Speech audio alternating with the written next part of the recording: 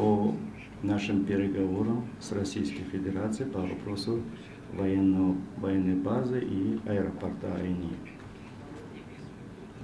Переговоры идут с 2008 года.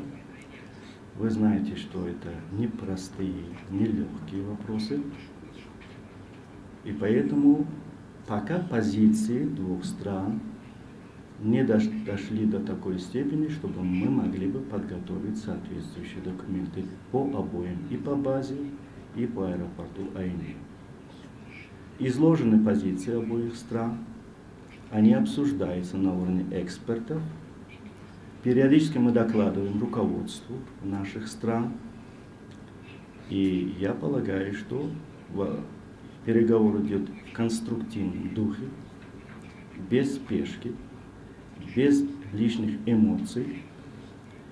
И мы будем дальше продолжать переговоры по этим двум очень серьезным вопросам.